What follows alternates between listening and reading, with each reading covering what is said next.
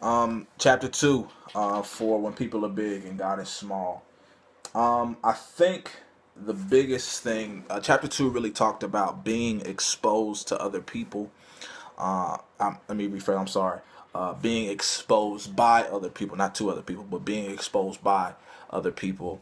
That we live life as if someone is going to find out something that we did.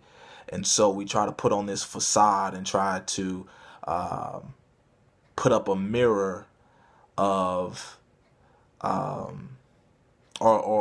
put up a curtain and hide behind it and try to hide our nakedness and our vulnerability. That being vulnerable and being open and transparent is something that is completely foreign to me. I mean, I remember a lot of times, even in some accountability sessions, that I'm ashamed to admit my sins because I'm ashamed of myself. And so the fear of man, not just fearing other people, but I fear myself. And so chapter 2 really exposed that. Another thing that I also have a big problem with is kind of playing a peeping Tom, not in a literal sense, but looking into the lives of other people and wishing that I had that, or wishing that I was living that way, or wishing that I was doing those things. So he has a wonderful quote. It says, "It is as if the modern person is a peeping Tom.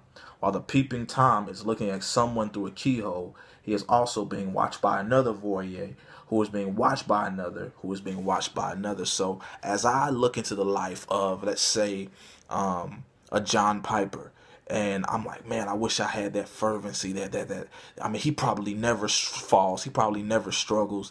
And I'm looking at his life, and I'm trying to mimic his life, rather than when I should be looking to Christ and trying to mimic him. I'm looking at him, and then somebody else could be looking at me in the same intentions. Somebody could be looking at them with the same intentions. I mean, and it becomes this cycle of vicariously living life through other people, when the fear of man lies to us and says, that the other person is perfect, they have no flaws. So other people become your Christ, and Jesus was the only one that was sinless. He was the only one that was perfect on this earth. But we look at other people as if they are our Jesus. So chapter 2, which is people will see me. I try to hide my sin.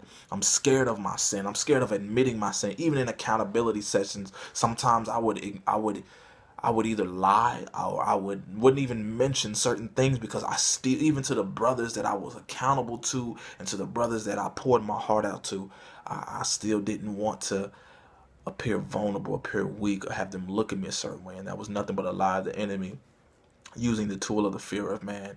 So that is my take on chapter 2 by Edward T. Welch, when people are big and God is small.